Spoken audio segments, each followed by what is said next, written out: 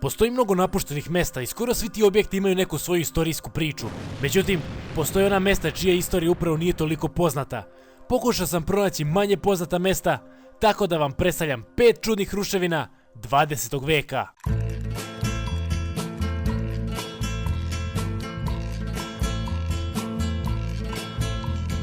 From the dusty mesa, a looming shadow grows, hidden in the branches of the poison.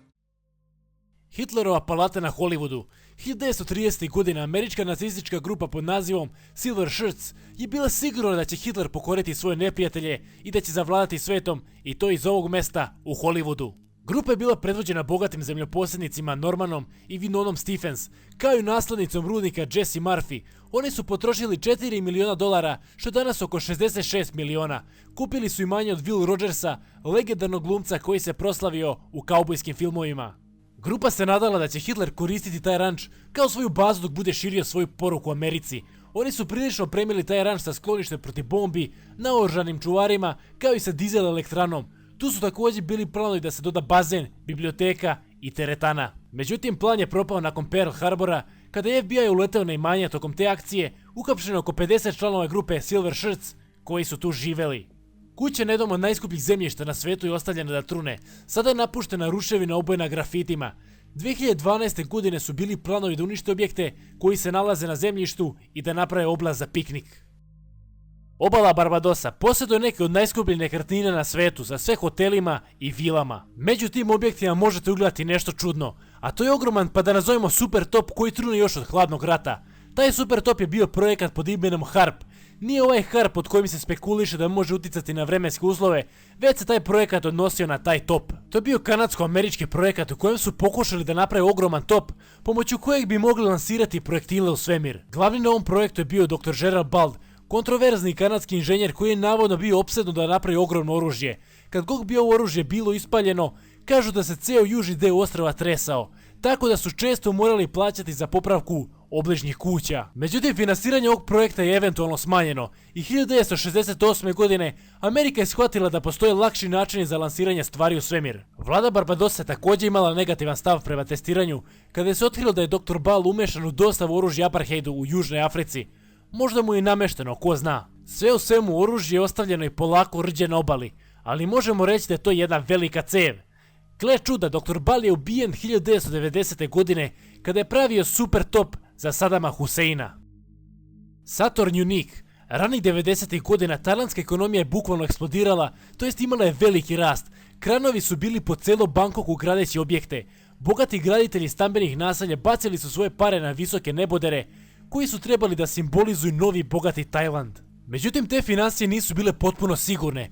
1997. godine azijska finansijska kriza ušla je na velika vrata u tajlandsku ekonomiju i to je bukvalno uništilo finansiranje za ogromne nebodere, tačnije projekte koji su bili predviđeni za te objekte. Ono što je ostalo od ovoga je ogromna Saturn Unique zgrada, predviđena je za luksuzne stanove i kancelarijske komplekse.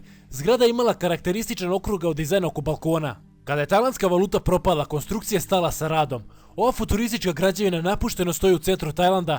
Kako kažu, zgrada nije stabilna, a ono što je čudno, ta zgrada sadrži čak oko 649 praznih apartmana u kojima se nalaze jezive lutke.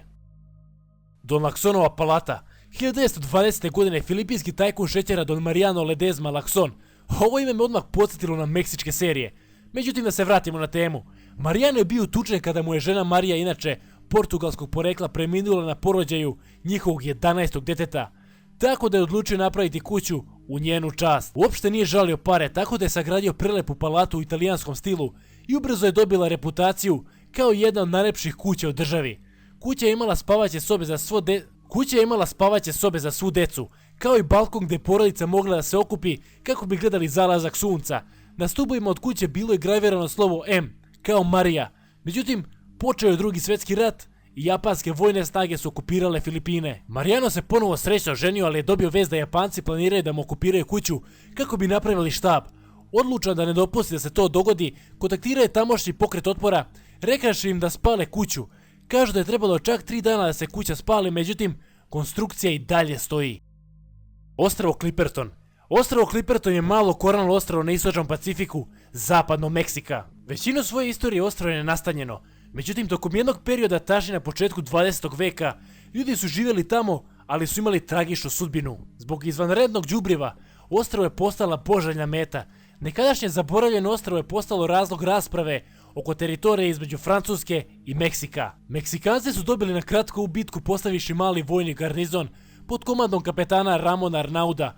Ponosni i ambiciozni čovjek je neredo prihvatio taj zadatak, ali je uveren da je predsjednik Meksika lično njega izabrao da čuva teritoriju njihove nacije. Do 1910. godine ostrvo je naseljavala užurbana zajednica od preko 100 radnika i vojnika.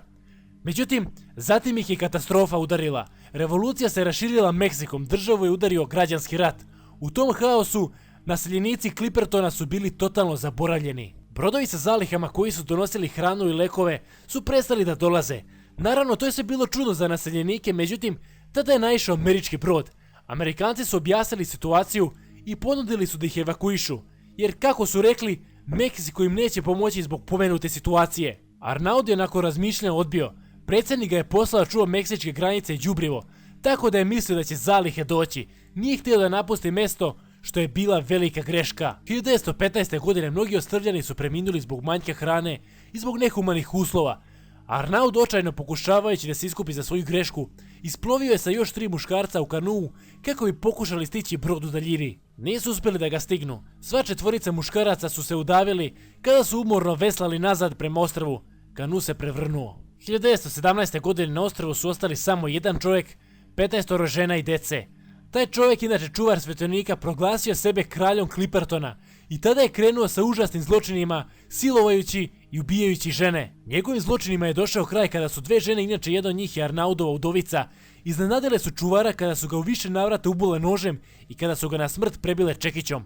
Samo nekoliko sati kasnije brod američke mornarice naišao je na ostrvo i spasao preživele. Ostrvo i ostaci naselja su ostali napušteni i do dan danas. Hvala svima što ste izdvojili vreme za video. Ukoliko vam se svidio, like i subscribe bi bili od pomoći. Do sljedećeg viđenja, pozdrav!